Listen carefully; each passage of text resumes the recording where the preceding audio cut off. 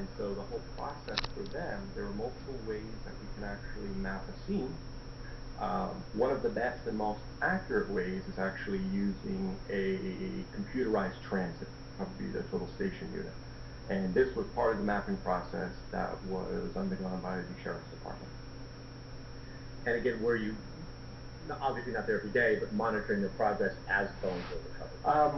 Ron Murdoch, if I remember correctly, was in charge of using the total station, and he did talk to me. We did discuss how that was being done. Correct. And when remains were found, would you examine them? Yes, if I was there. So my role, not only to advise on the recovery and to assist with some of the recovery, I was also there every day that I was in town and available. I would go out to the scene and always assess what type of bones were found or suspicious material. The sheriff needed to have an idea of which bones that were located were actually human, because one of my jobs was to assess how we needed to expand the search. So if they were finding, let's say, non-human bones, I would be able to let them know.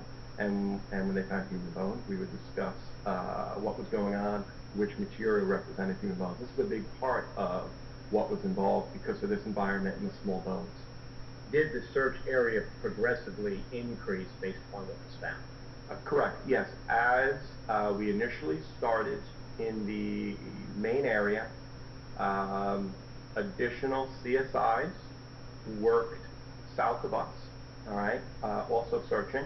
And as additional human remains were located, I would talk to Susan Mears and say, okay, we're locating remains in this area, we need to expand out further, we need to make sure. So we started with a smaller area, and that area kept expanding and expanding as additional bones were located.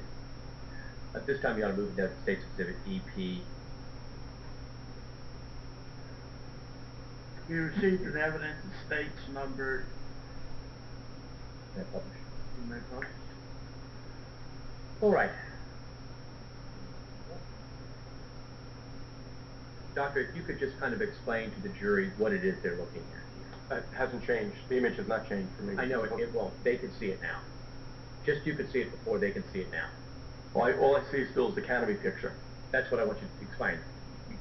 When you were talking about it, they couldn't see it. Oh, I'm sorry. That's okay. Okay. Now that they can see it, okay, explain what you... That makes sense. All right. So what we're looking here is